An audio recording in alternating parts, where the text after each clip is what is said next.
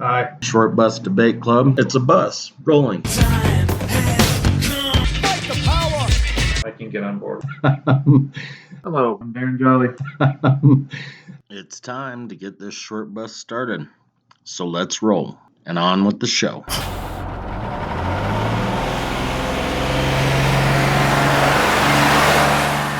Hello, riders of the short bus. This is Brian Courtney. And as always, Darren Jolly is across the table from me. Hello. When you said riders on the short bus, it just fine. Riders on the short bus. Dun dun dun dun dun dun. Sorry. You know, that's sort of funny because we're going to talk about the Blues Brothers in the entertainment episode, and they did a pretty good version of that in that movie. Did they do Riders in the Storm on that? Oh, I didn't even remember that. I guess I better rewatch it again pretty quick here. Yeah, you need to get closer to the fucking mic, dude. Okay, I'm very, very close to the mic. Okay, so this class, we are going to talk about taxes. And, you know, it's a pretty complex topic, I guess. I mean, because mainly we're going to talk about federal taxes, right? We're going to talk about taxes.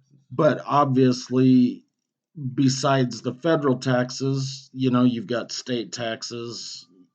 Fuck, there's property taxes, sales tax. I mean, they fucking try to get money out of us pretty much any way they can.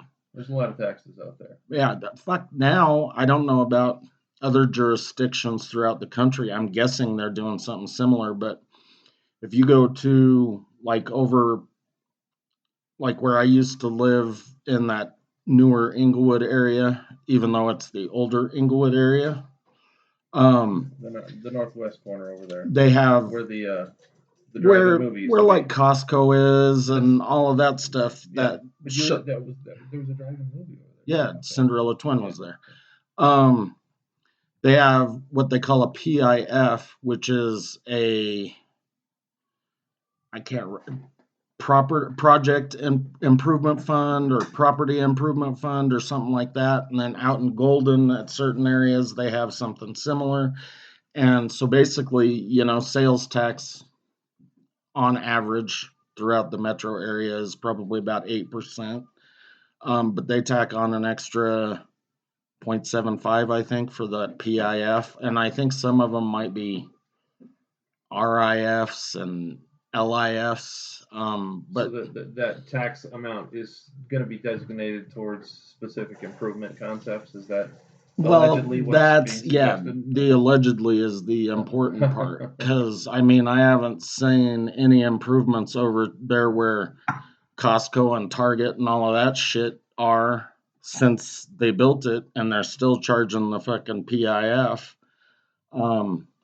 But that's an example of them taxing us and them not calling it a tax so that people just don't say anything, I guess. Well, I mean, how, like, for like a regular person, for you to be able to, I mean, tax lawyers and fucking, you know, accountants and anybody that has like a formal relationship, because their formal relationships are always going to be with like specific designations of tax, not with the tax that they charge just so that they could fucking build Bronco Stadium, shit like that. Like, I was gonna talk about that because that still pisses me off. Well, you know, so not the tax itself, but what they did, because you know there was Mile High Stadium, and they built the new one, and they asked all of the people, and you had to be within the city and county of Denver, so any of the suburbs didn't count. But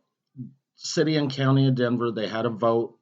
Do you want to keep the name Mile High Stadium, or can we sell it and save the taxpayers some money?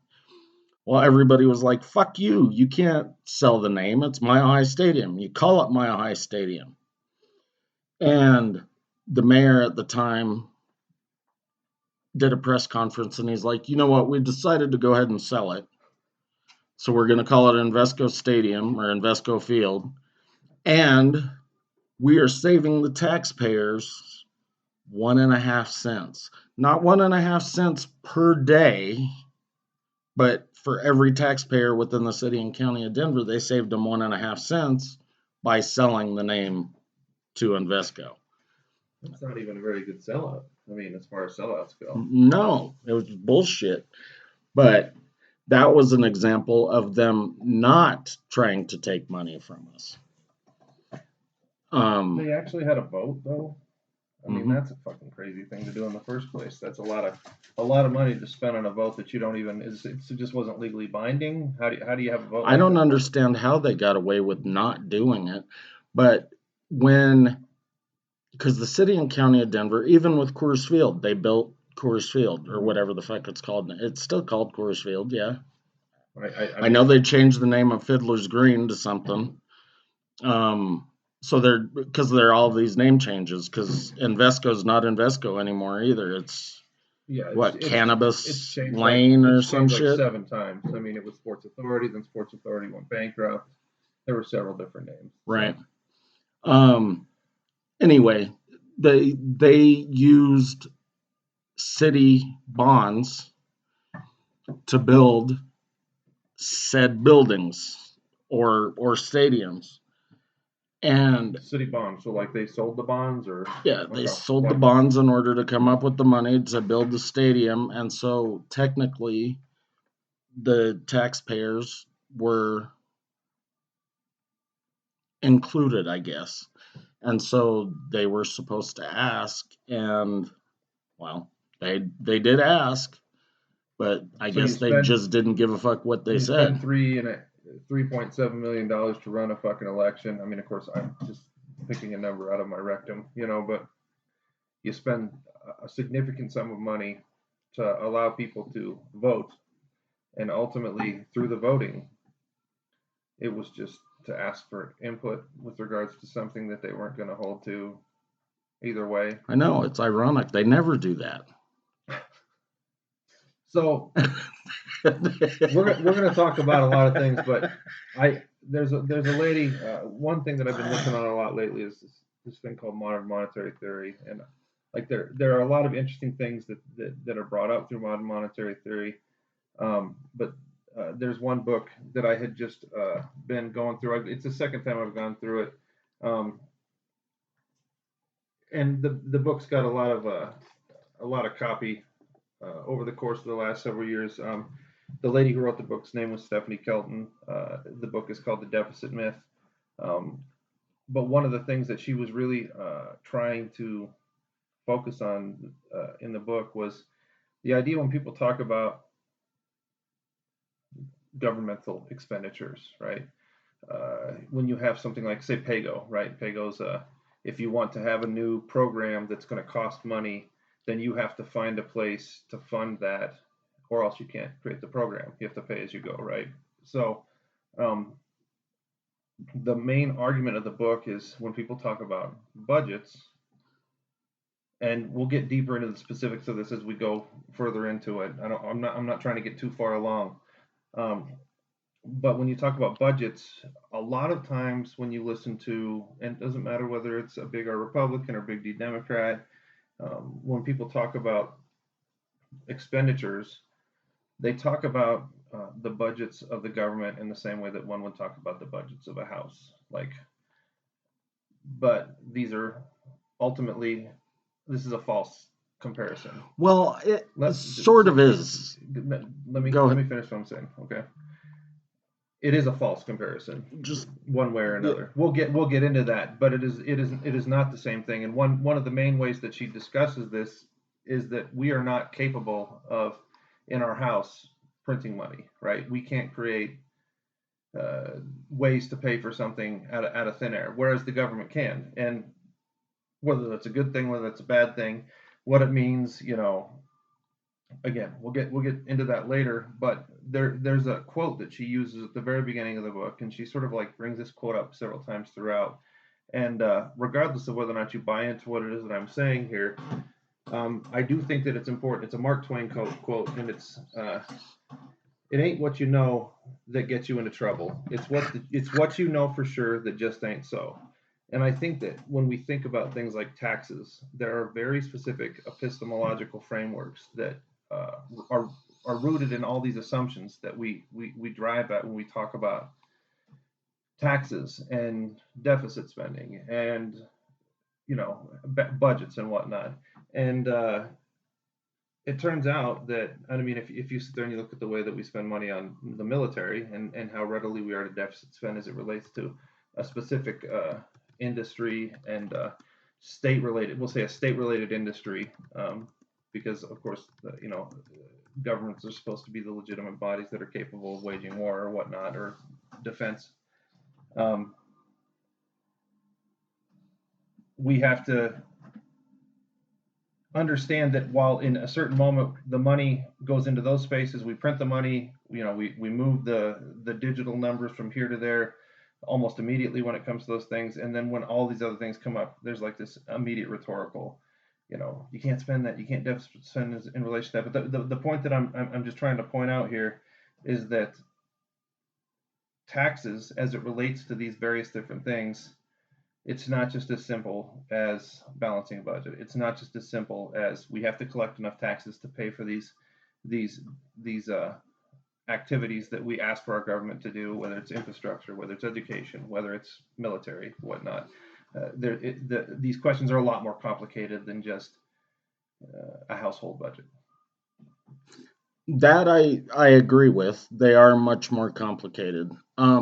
But I was going to use the example. So whenever a vote comes up in Congress to raise the debt ceiling, everybody's like, no, you can't do that. Fuck that. We don't want to pay more taxes. Well, which is happening right now, coincidentally. Raising the debt ceiling does not necessarily equate paying more taxes. It is, we are going to go into more debt. And so I've been developing this analogy in my head for a couple of days now, and I have been having some trouble because I thought, well, I was using he, she's, and maybe I should just use they and their. But so here's the thing. Really where your difficulty was coming from with the pronouns? So I don't think people quite understand, and some people do, maybe, but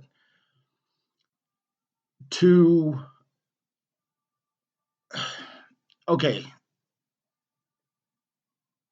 if you are a head of household, let's say you're a head of household and you practice polygamy, so you have several husbands or wives, and let's pretend that there are, or non-binary, 8 of you jammed into like a 600 square foot house. So you're living on top of each other and you're just irritating the fuck out of one another constantly. But everybody is generating revenue, and said revenue, portions of it go to the head of household so that he can pay for the one car that they have, the house payment, all of that stuff. The rest of the money they can do with what they will. They can go to nightclubs and go to fucking farmers markets or whatever. But a portion of that is going to go to the head of household to pay for everything. So they only have one car and there's 8 of them. Everything's a pain in the ass. So what they would do is look at their debt to income ratio and figure out if they can afford to do more.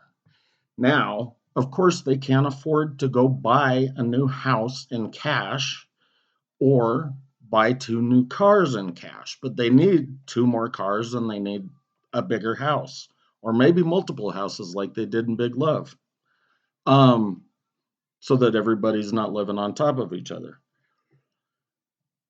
They would look at their debt to income ratio and say, okay, we can afford this. So let's go ahead and do that.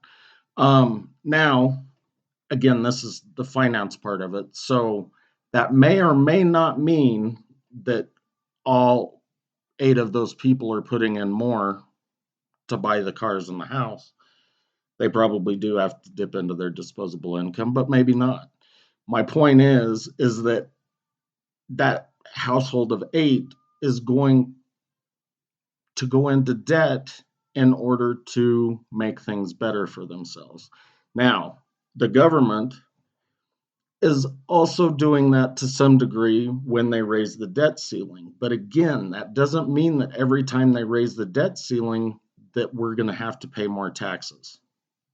Sorry, I know I talked a long time. No, you're fine. No, I mean I get that, but I mean, so like one of the big problems that I have, I understand the concept of debt makes it parallel on a certain level, but again, your polygamous, your theoretical polygamous family cannot print its own money. No, I understand that. I was just trying to help people understand that just because you go into more debt doesn't necessarily mean you're going to those other 7 people that are paying to the head of household, they're not necessarily going to be paying more.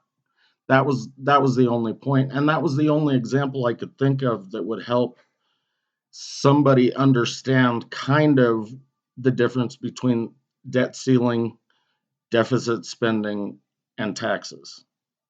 So in that sense, what you're saying, because it's similar to the debt ceiling, because now they have to go into debt because they went and bought 2 new cars and a new house so that they weren't living on top of each other.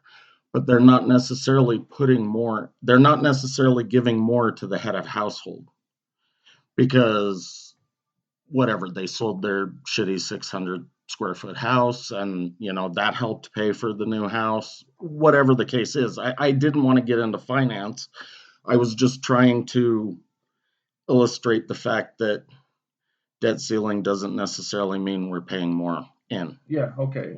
They're not. Yeah, it's not necessarily. I mean, well, and part of the reason why I like the way that she was talking about it, and again, there's a ton of problems with regards to the MMT space is monetary theory MMT.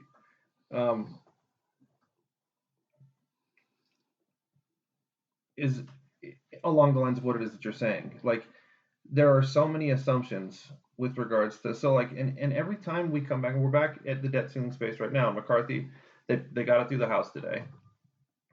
It will not get through the Senate unless they get a lot more people to get on board.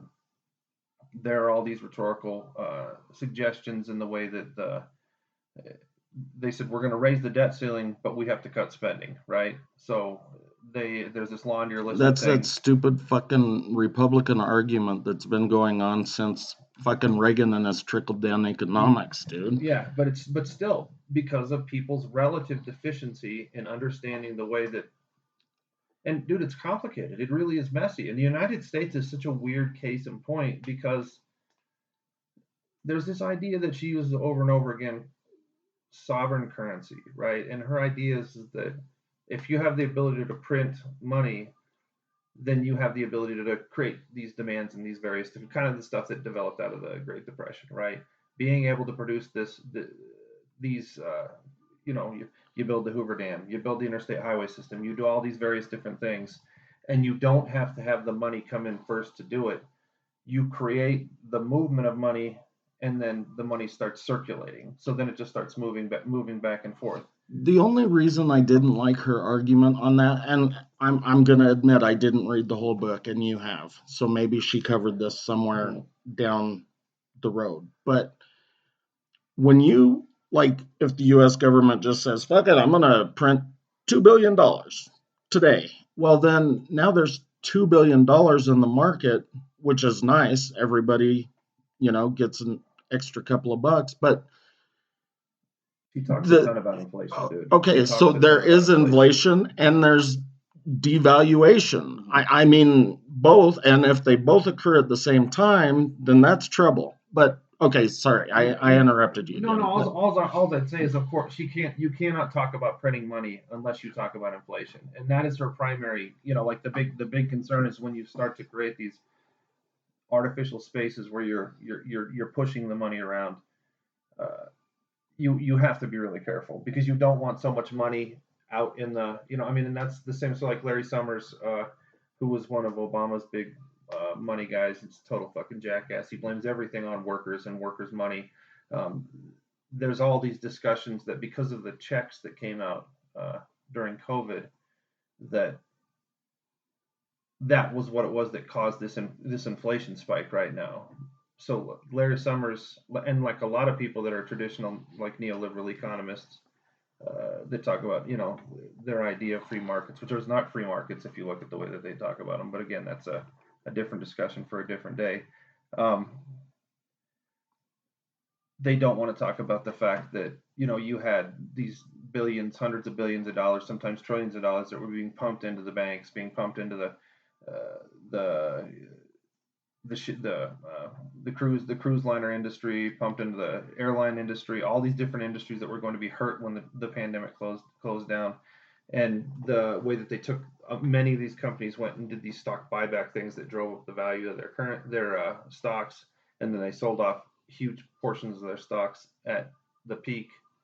And I mean, literally, it was like the greatest, reallocation of wealth to the top 1%.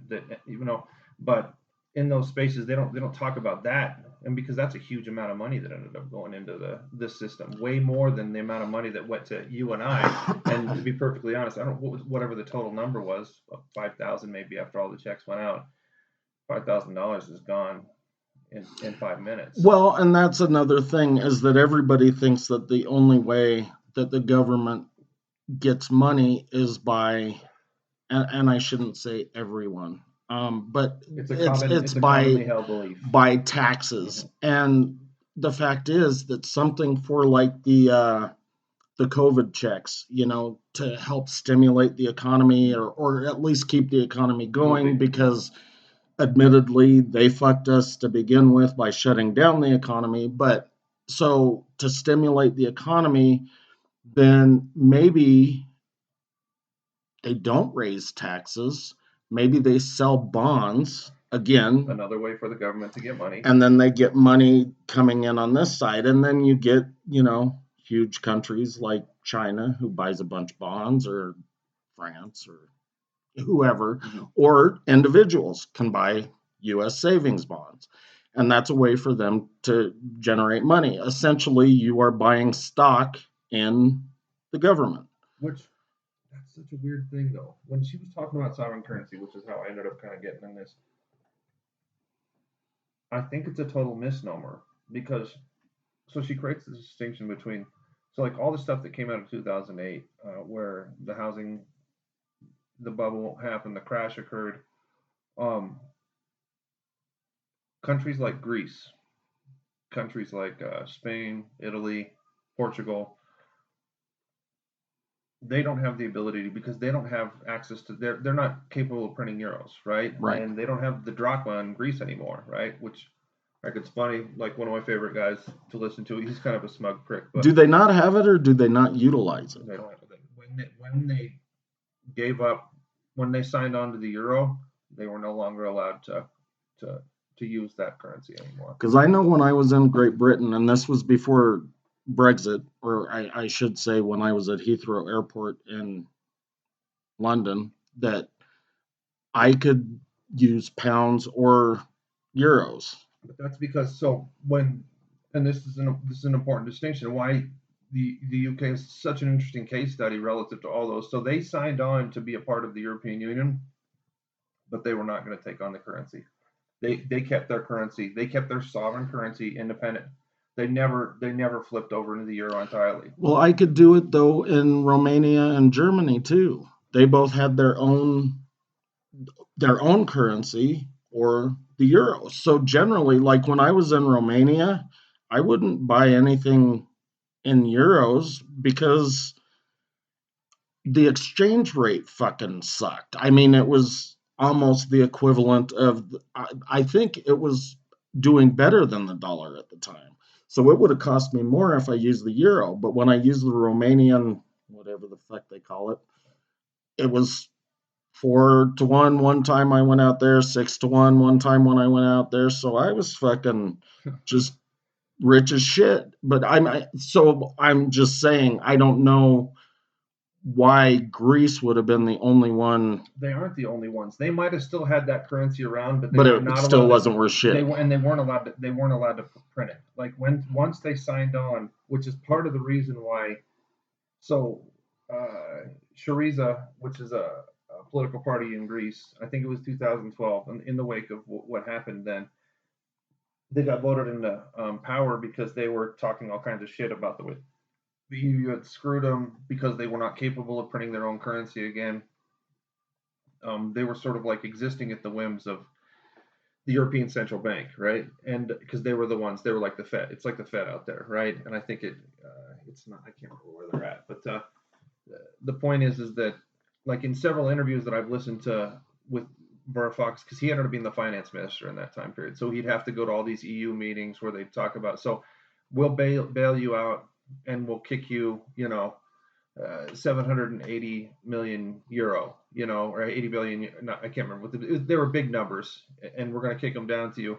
And Varoufakis would say, but that's going to help us for, maybe 18 6 months or whatever. Yeah, we're going to end up we're going to default on that debt, and this is so essentially we're going to be locked into a debt cycle, that we're never going to be able to get out of, which is what makes Europe, because they're not allowed to. And I'm sure on some level, I don't know the hyper specifics of it, and I don't know how, like, because Romania was not somebody when the EU was originally created, they were not immediately right. They were people that were pulled in later, so there might have been something where they were allowed to sort of keep a certain amount of transitional freedom as they were getting brought into the EU as time wore on, but they did not have.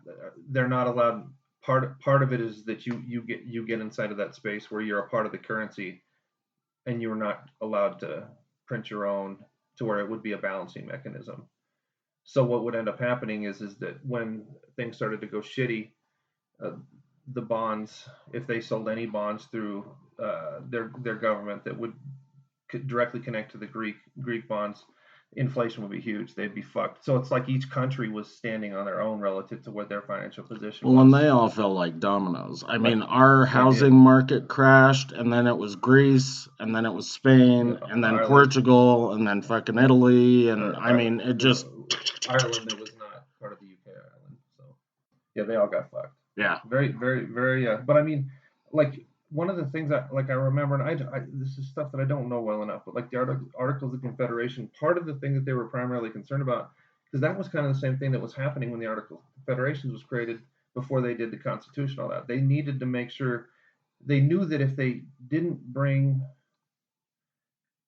everybody under the same economic space, then you would have all these random currencies. And obviously, like we talked about, what we didn't have a regular currency until much later. Yeah, like, until 1914 or some shit. Yeah, and a lot of weird shit happened during World War I and World War II when it was related to that too, because of the gold standard stuff, and that was the first they went off the gold standard. They got rid of that, and then they came back on it. 71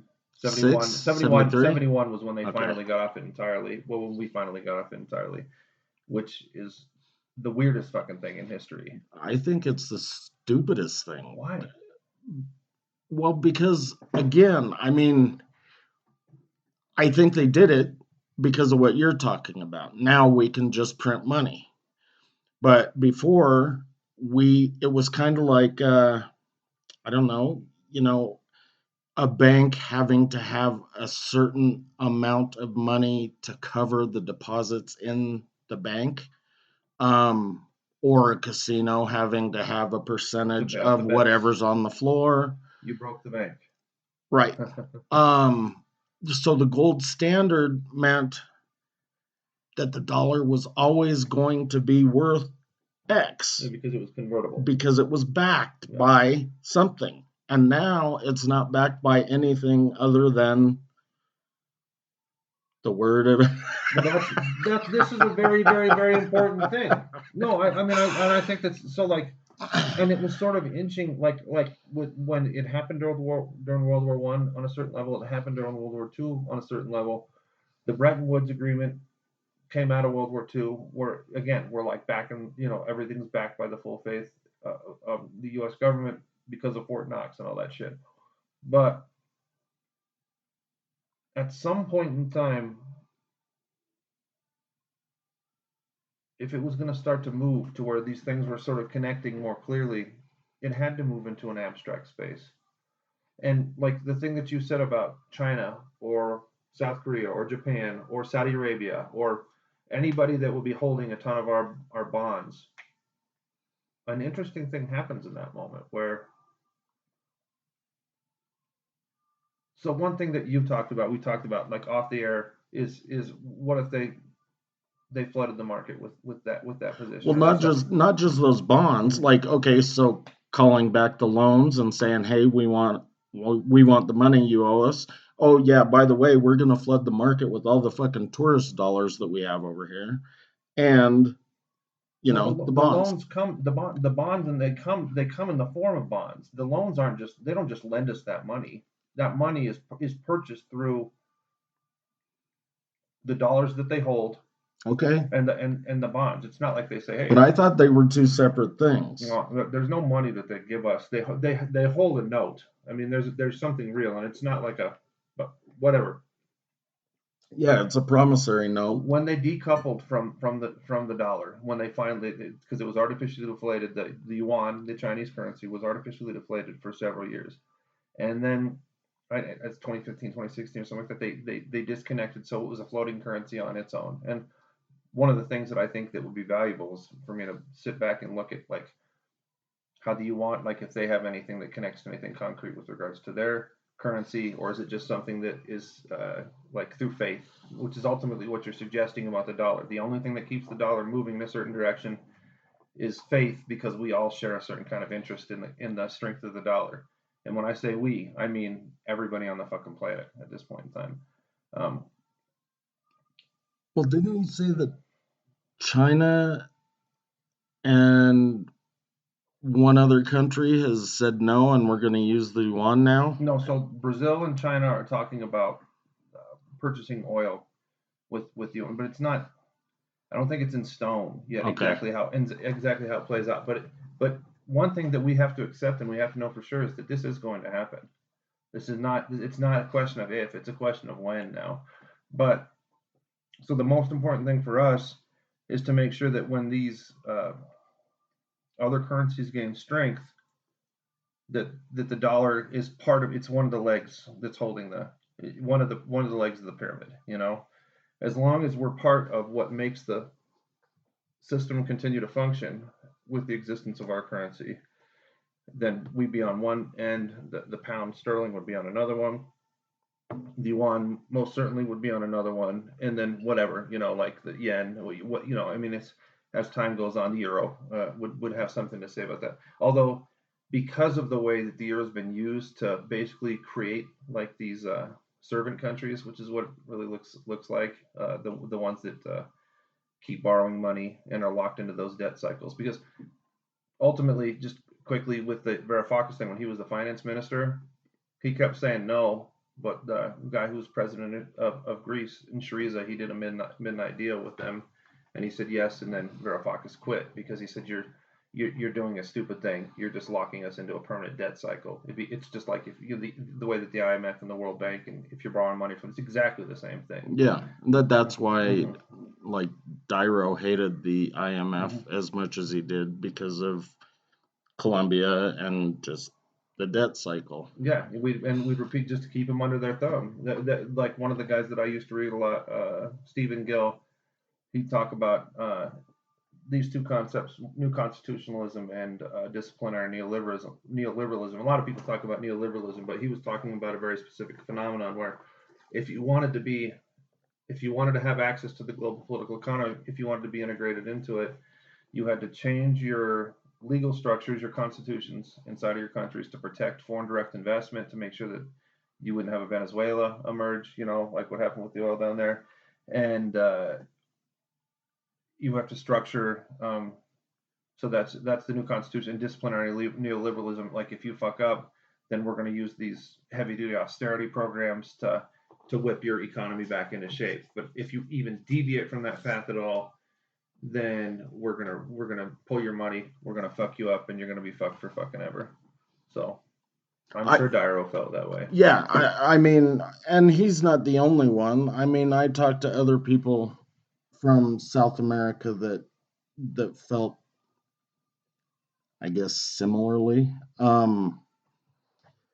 But I've never seen how much the World Bank is loaning these people and what the interest looks like. And, I know I've heard that they're changing the rules as far as land ownership throughout Central and South America to where, it used to be these really strict inherited things. Like, I mean, even if you didn't have a son or a daughter, then a cousin could get it or whatever. I mean, to keep that land in the family. And from what I've heard, again, haven't done the research myself, Sure.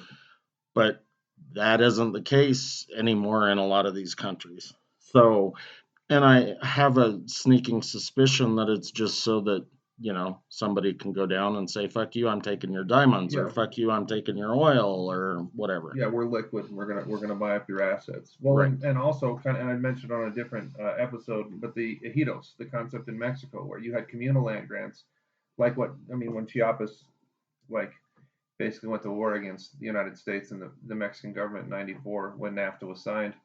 It was in response because they wanted to maintain the right to legal communal land ownerships. A totally different, like non-private property position. So yeah, I'm sure it's because of access is definitely for one, and it's that they want a certain structure of like legal ownership to be the only game in town at all. One of my buddies, one of the kids that used to be in our alternative political thought reading group, Stephen, like they were always trying to do these communal house purchases, and they get huge. I mean, it's funny, like Denver City Council, like coming out against them, like horrible. Like there was all these articles that you'd show me where they were just talking about them as if they were just perverts or trying to mess up family values or whatever, like ad hominem attack that you could put on somebody to say this is not the right way to be raising children or a safe environment to. And who the fuck are they to say something like that? I mean, they believe in freedom so long as it's the right kind, and some of us are freer than others. Fucking out of control. So, dude, I gotta move this thing. I gotta spin it just a little bit because I keep fucking knocking my leg, and I know that that's gonna make a loud thump into the. But we let them know the loud thump was coming. So, fuck, I can't even remember where we were on taxes before we started we going went down a couple of rabbit holes. We went off on a tangent there. So do we want to circle back to taxes? How can we tie the land ownership? I mean, because we could talk about mill levies and shit like that, which are taxes, but those are taxes on a local level, which would pay for your schools and stuff like that in theory. Well, I mean, the interesting thing about going in that direction is that it sort of highlights the fact that the way taxes function on a state, county, city level are way different than the way that they function on a state level, which is, I mean, on a federal level, which kind of like is similar to what the European Union versus the nation states inside of the European Union were having to deal with. Like they actually did have to tax certain things to create what's the word I'm looking for? Funds of money, like revenue. A surplus. So they had revenue, so revenue. they could spend it on something. It isn't, like I said, the federal government, and especially the United States, is unique because it can print money. A state cannot print money. They have to get money through either from the federal government kicking it down to them, or from mill levies, or so. Which they do. I mean, so like we talked about it a little bit on the syntax episode. Mm-hmm. So cigarettes she talked about syntax while I was listening to it today. That's funny. Are taxed by both the federal government and the state government. So if you've ever bought a pack of smokes in another state, there's always a different tax stamp on there that makes sure, that it's that whatever state. Gas is another one that and you can see the signs at a lot of the gas stations where it says, 47 cents per gallon is federal, 20 some, and I'm just making those numbers up, but X number of cents goes to feds, and X number goes to the state, and then the rest is, the gas station and distribution and whatever. When you said the thing about the stamps, made me think about the Sopranos and like like when you'd steal a fucking a trailer full of cigarettes, if you had them with the tax stamp on it, it made it look better because you could. Right. And they used to, that was another reason that the feds went after certain Native American reservations back in the 90s. It wasn't just the casinos, it was because, like, if you drove through New Mexico, you'd see signs everywhere, cheap cigarettes, whatever, because they didn't have the state stamp or the federal stamp because there were supposed to be a sovereign nation. Whatever the fuck that means. Right. A sovereign nation in the middle of another sovereign nation who doesn't like it when you steal their money. But you can eat mushrooms there. We'll let you eat mushrooms. Peyote. Here's a button. Did you see the size of that goddamn chicken? Did you see the size of that chicken? So, yeah, they are going to try to get pennies from us on some things and dollars from us on others. But they saved us $1.50 on investable field. Right. So we talked about, I can't remember which episode. I think it was the military budget episode. We talked about how basically 12% of the tax revenue was spent on the military, and 11% of the budget was spent on education. So that 11%, basically, I mentioned the mill levy at the local level paying for schools. So the way that works is, property taxes go to pay for schools. The state kicks that school district a certain amount of money, and then the federal government also kicks that school district some money. The way the federal government decides how much of that 11% to kick to the different school districts is there are 2 different dates throughout the year where they do head counts on students, and then they pay the school district X number of dollars per student that was in attendance that day. So there are school districts that really, really want you to fucking attend school on those 2 days, because if you're missing, they don't get their whatever the fuck it is, $578 per student or whatever. Yeah, it's important to get good head counts.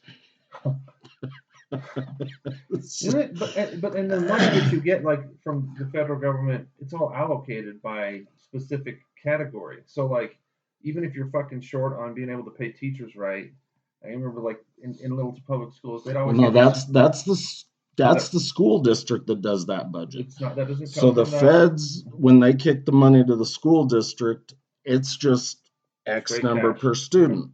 But then the school district, just like every other fucking organization in the government, does some fucked up budget where, go ahead with your example. Well, they just make you fucking use it for property, like like to make it up to date, make it better. You can use this for technology, but you can only use it for whatever it is that it's designated for. Right. You can't use it for. You can use it for athletics, but you can't use it for fucking academics. You can't use it for. Can't buy books. Can't buy books. Can't pay teachers. Right, and that's because of the way that the budgets work. Which, again, I know it's not a household budget. I know it's more complicated than that. But, if you've got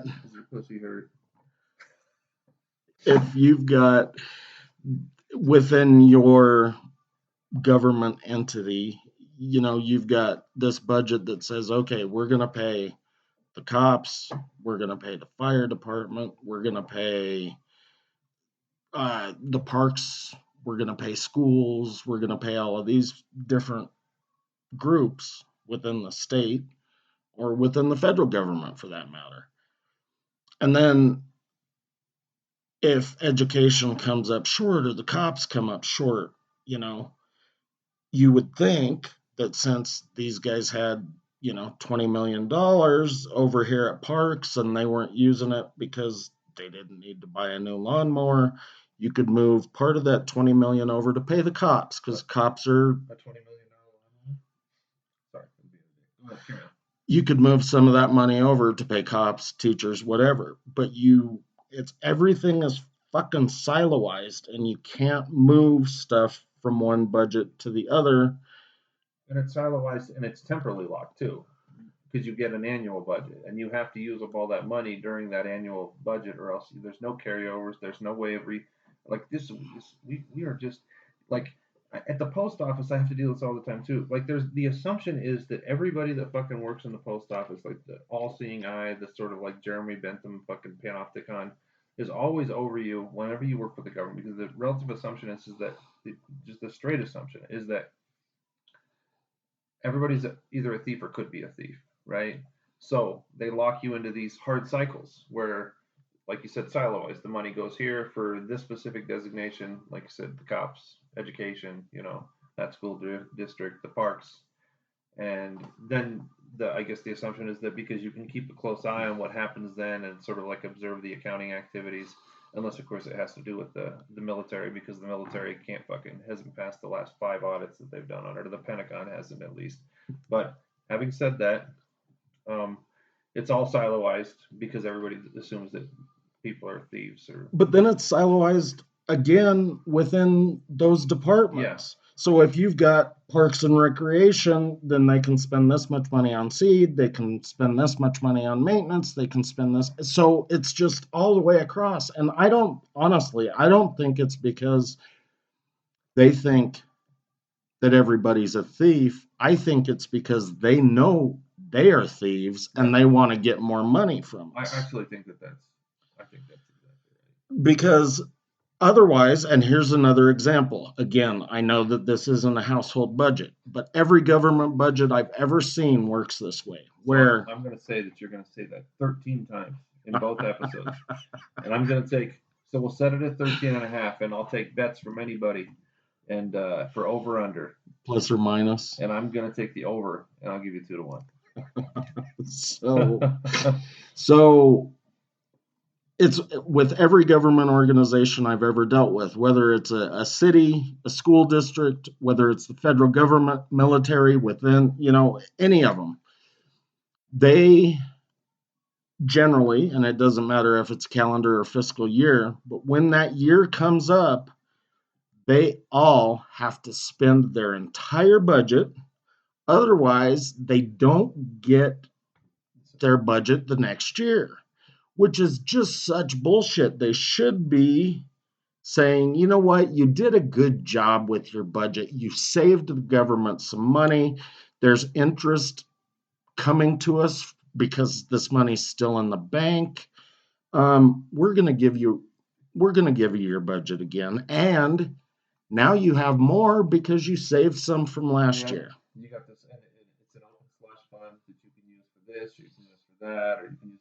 But your point about like them assuming everybody's a thief because they're a thief. Yeah, they're straight projecting. Like they know that they're running a game, and they expect everybody that's around them to be running a game as well. I think that's dude, and it is a full-on fucking game. I mean, like, again, I don't understand why. Imagine if you were a little kid and you were getting an allowance and your mom or dad said, here's your $5 for this week. Good job. And then the next week came around and you hadn't spent your $5 and they said, well, what the fuck do you need $5 for? You didn't spend last week's money. Or imagine if you had a job that did that. Oh, well, we're not going to pay you this week because you didn't spend your last paycheck. It does teach people some stupid shit. And I know I'm repeating a story in this moment, but when I was going to Metro, the only reason why we got Chomsky to get to come down there was because the guy who ran student activities at Metro, and I would, like when Nick, we'd do all those things and bring all these people in. And Zav was the name of the guy that was running it. And he's like Jolly, because I was working in student government at that time. He's like, Jolly, we got a huge chunk of money, and we're coming up on the end of the fiscal year. do you have any ideas of anybody that you guys would really want to see come? I said, you know what? I know somebody that used to make time with David Barsamian, who was a good buddy of Chomsky, right? He'd come and talk on KGNU with Chomsky here and there. And I was like, let me talk to this person. And she talked to him. He talked to, and we ate up all the money. And it was a cool thing because you got to bring Chomsky out, and he didn't take that money and go and put himself up in hotels. He had a bunch of people that worked for him that were doing research so that he could continue to like churn out all the academic work that had all this really cool history on it. But having said that, the logic that created the space for us to go and do it in the first place is absurd. It's just stupid. We had $22,000. We had to spend it.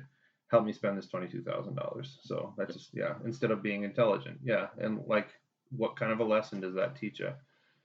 Now, luckily, a 5-year-old doesn't see the lesson because they don't understand probably what the federal government even is. But adults should see that and say, what the fuck? But again, it's just so that they can continue pulling more. And I know at the beginning of the thing I said they're not necessarily trying to get more when they raise the debt ceiling. And I believe that. But they are trying to get more constantly. They'll figure out a new way to generate this tax or that, or, whatever. Paying for your fucking license plates that some fucking prisoner stamped out for a nickel, and they charge you $345.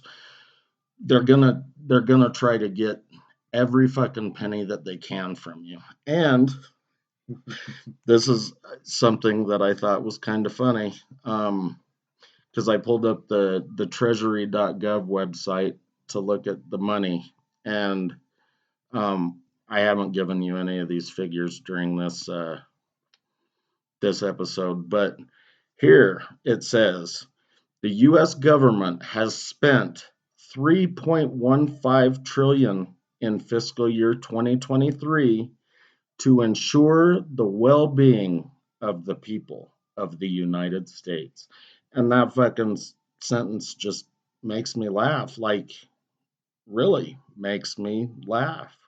Compared to the same period last year, from October of 2022 to October of 2021 to March of 2022, they spent $2.79 trillion during that same period. So it has definitely increased, but that doesn't necessarily have anything to do with the debt ceiling. What we've got to do is figure out how to get these motherfuckers to budget themselves more appropriately. I'm not sure if I told this fucking story or not, but back when smoking was still allowed at most places, the Navy spent, I think it was $400 per ashtray, because these ashtrays were made of this special polycarbonate or some shit so that it wouldn't shatter when it dropped to the floor. And their justification for those expensive fucking ashtrays were that they would go on subs and they couldn't have broken ashtrays all over the submarines. Now, back then, they made these aluminum ashtrays that they had at basically every fast food restaurant. They were, I don't know, maybe 4 inches in diameter, made of cheap fucking aluminum, and you could probably buy 12 fucking boxes of them and have thousands and thousands of ashtrays that wouldn't break on a submarine for the same price as one. I tell you, if you're gonna pay $400 for an ashtray, that ashtray better give me a therapeutic erotic massage or something like that. On the regular, you're stuck on a submarine. Yeah, or fucking X-ray vision or something fucking cool. But they do that a lot. And I know, so there are certain things, Tomahawk missiles, we probably need to pay that much because there's only so many companies that can make a Tomahawk missile. But a Phillips screwdriver, you probably don't need to pay more than, I don't know, $5 or $10 for a Phillips head screwdriver. Specialty tools, again, to, maybe work on aircraft or subs or whatever. Something that you can't buy at Home Depot or O'Reilly Auto Parts. Maybe spend more on that. I can see the justification there because it's a specialty item, but everyday regular shit, printers for the offices, office chairs, paper, ashtrays, whatever the case is. They don't have ashtrays in offices anymore. No, they don't. But maybe in France. Just spend the regular amount. And I tried to look at different organizations and their budgets, and I could find their entire budgets, and I could find line items like office supplies, but it would just be one big fat fucking figure, and it didn't say what was included in office supplies. So, I could have done some guessing and assumed this and that to figure out how much they spent on a pen, but I do the purchasing at my post office, right? So sometimes when I'm getting something, and so there's a commodity category, and a lot of the things that are in there, like toilet paper, there's like a default category that's going to show, but about 25% of the time, I have to put what it's going to show up in that line item position to where it goes back to the budgets and shows what these purchases were done for. Right, but that probably, since you're at that station, then that goes to the Postmaster General of Denver, and then his budget goes to the Postmaster General for the region, and then that one goes to, I don't know.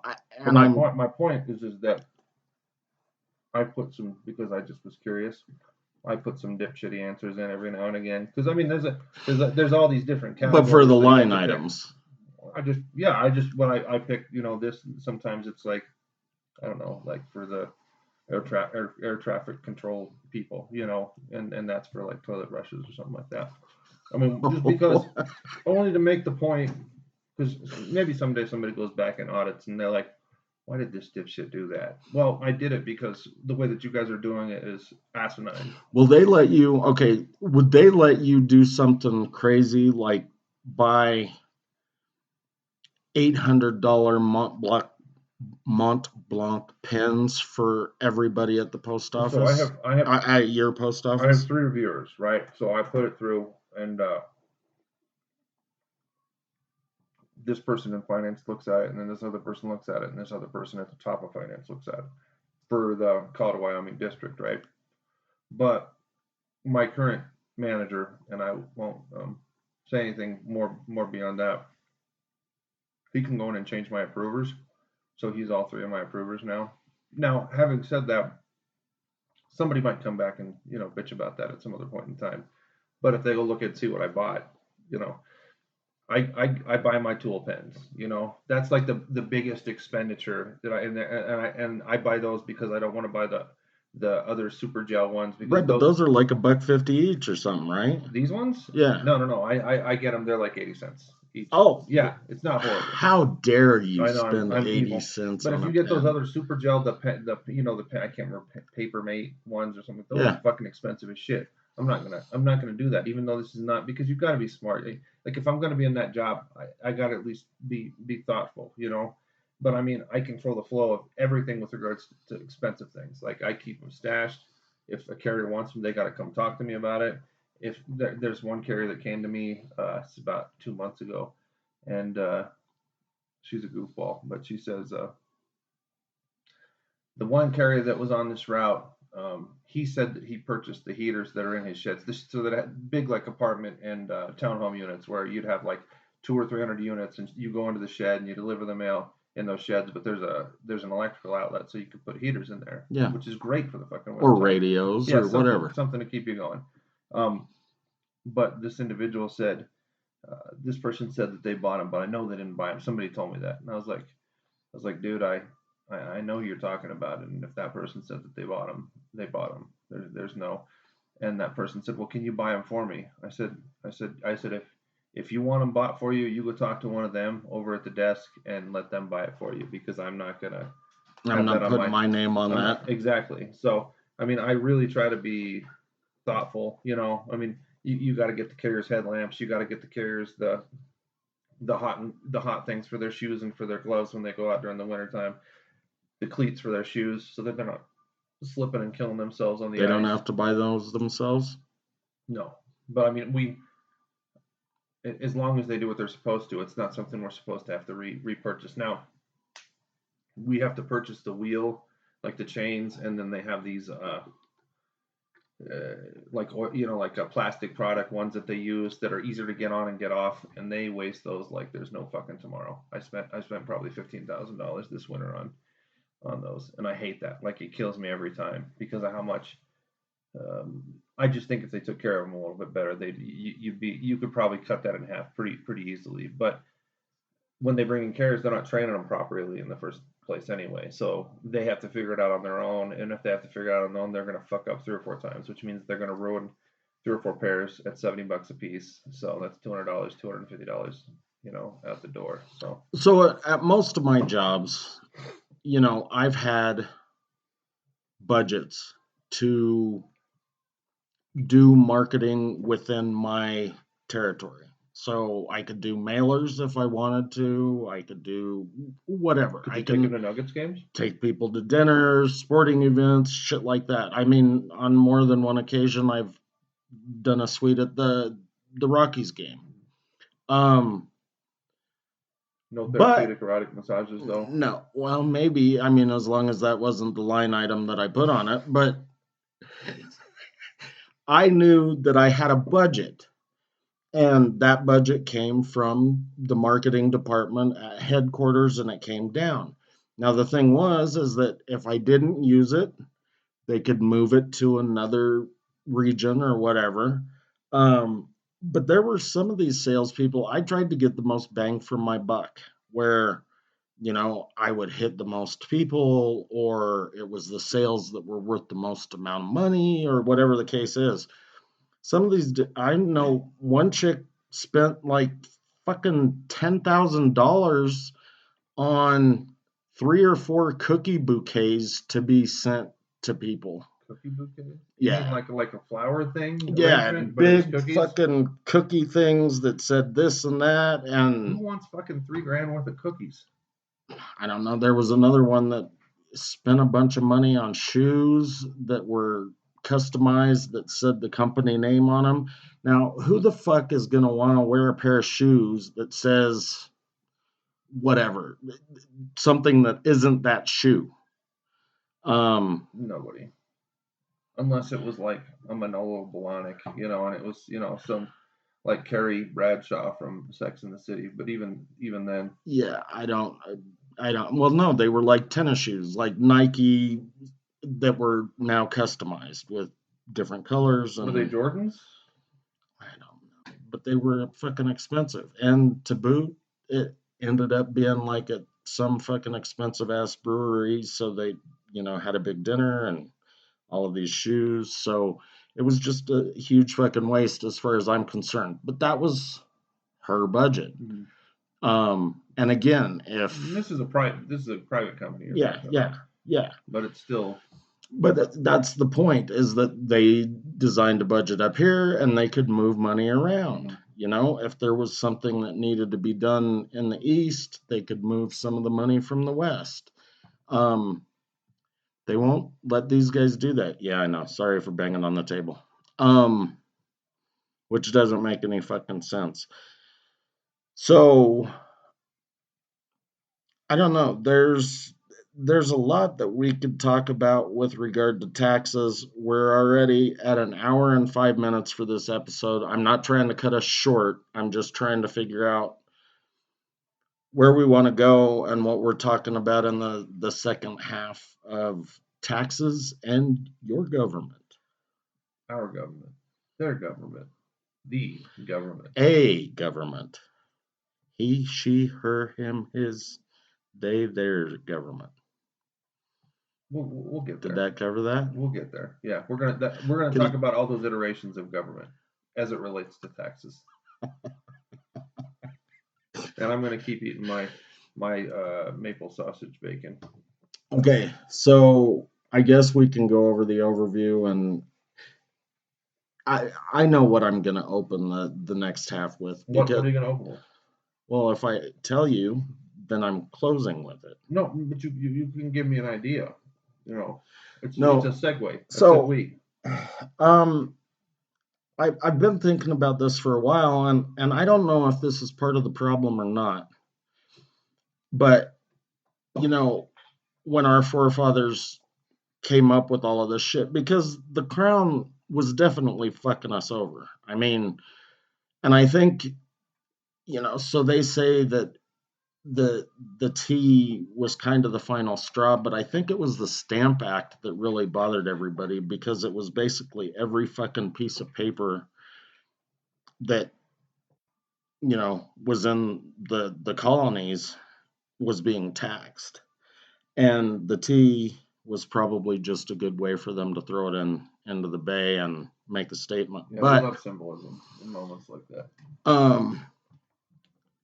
They said no taxation without representation. And I don't know if we, as a people, understand what that truly means. And that's kind of what I wanted to talk about, because I don't know, this is the only thing that makes sense to me. Well, you know what? Now I am closing with it. So but we can open with it for sure. I kind of want to talk about that, because I think on some level, people must think that means they're going to get some sort of bill or summary or something, and that's the representation of it, because I'm pretty sure what our forefathers meant was representation by the people that we vote for. Yeah, every election. Republic, right? So that's the representation, and we should be trying to be represented by people that are similar to us or have our best interests in mind. And these people that are being elected are making sure that, corporate tax is almost nil. They're making sure that there are all kinds of fucking loopholes, like, you know what? Why don't you go ahead and let your fucking bank give you a line of credit on your stock options, and then you don't have to pay any tax? Yeah, little things like that. There's a lot of places we can go. There's actually a new piece of legislation coming out because people were talking so much shit about Nancy Pelosi and her husband, and about the way that they've been fixing their stock positions ultimately for all this time. And so there've been a lot of people pushing for legislation to basically to where you would divest yourself of investments while you're in a position as a public servant. But in the construction of the existing legislation, it's one loophole after another loophole after another. It's all about, it's cosmetic. It's for appearances, and it doesn't actually deal with any of the problems. But I think the taxation without representation will be a wonderful segue into the next episode. All right, here we go. Then we are out of here. 720-334-ROLL. And shortbusdebateclub at yahoo.com. We will see you in the second half.